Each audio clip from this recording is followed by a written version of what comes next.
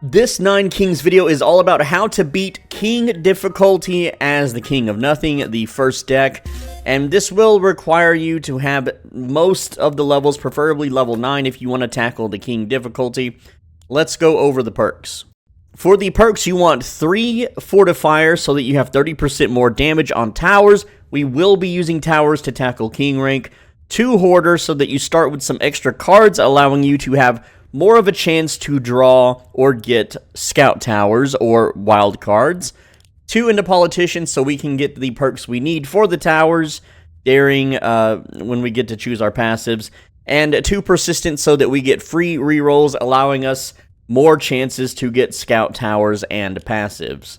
Early game, we're going to put the castle in the top left or top right, and the reason why is the enemies have to touch your castle to take one of your lives. So the further back it is, the better. We don't want them in the middle. This is where our damaging units will go, and the corners are for buffs, and the middle is for buffs as well.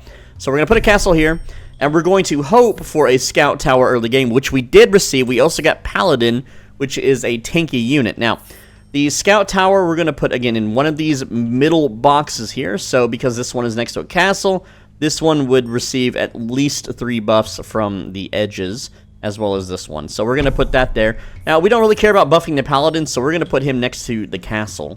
There we go. And then the farm, we can put in a corner to buff our paladin count. We could also just add a soldier here as well. So I just want more bodies right now. I'm just going to put units there. And this is an easy win. The scout tower deals lots of damage, scales amazingly well.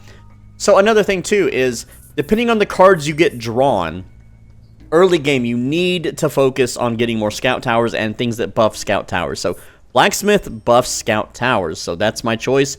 But if you had nothing, you need to re-roll if you get King of Nothing cards. If you get some other deck cards, which happens on turn 2, don't use your re-rolls yet. You need those for your passive. So I'm going to pick blacksmith here, and we're going to go ahead and put a blacksmith right here. That way I can buff another scout tower that I put on this tile if I want.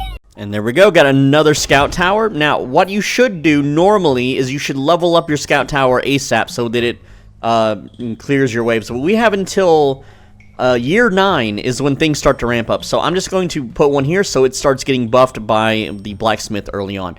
If you don't buff your towers enough by the time you reach endgame, you will lose, no matter how good your base is. You have to start stacking damage early and often.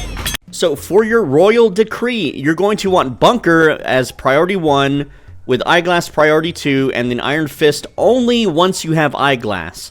So you can see here, I have no. I accidentally clicked the screen.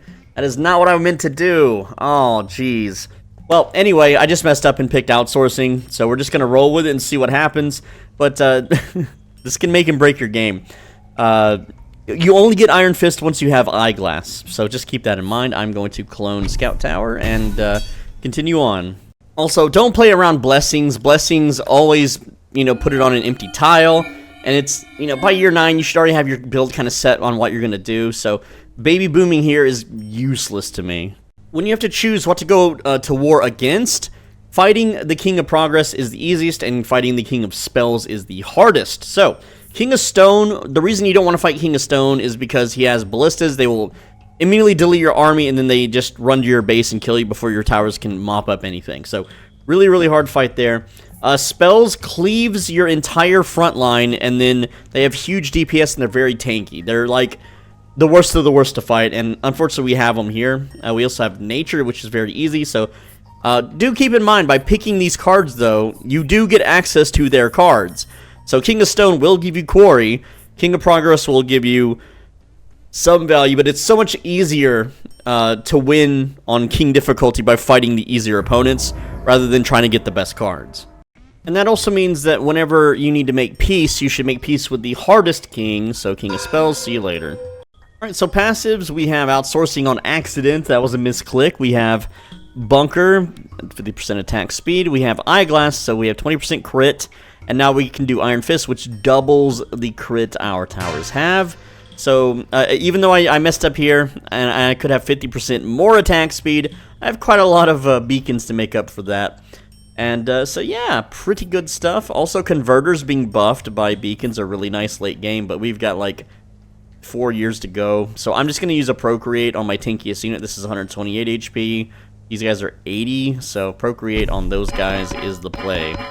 Oh, and here's how our towers are looking so far. We only have 3. I normally have a lot more scout towers, but they're pretty buffed, so yeah, it's no contest. They're just getting completely deleted here. And again, we can continue the scout tower growth. Yeah, we got a 4th one coming up. Alright, so this is the final fight, and yeah, we've got 4. This one just recently came online, so it's not going to be very buffed, but this is versus nature.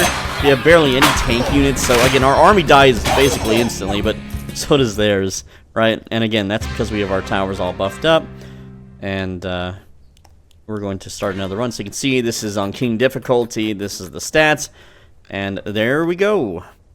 And I will say this is one of the worst runs that I've had, but even with the misclick and the very bad luck, we managed to get enough buff towers surrounding our good scout tower here. So again, this scout tower completely surrounded with damage and speed bonuses.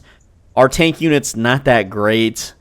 Not a whole lot of board space either. No special anythings. Again, this could be way, way better, but it's still easy enough to beat King with the King of Nothing deck. Anyway, that's the video. Let me know what you think, if you liked it or not.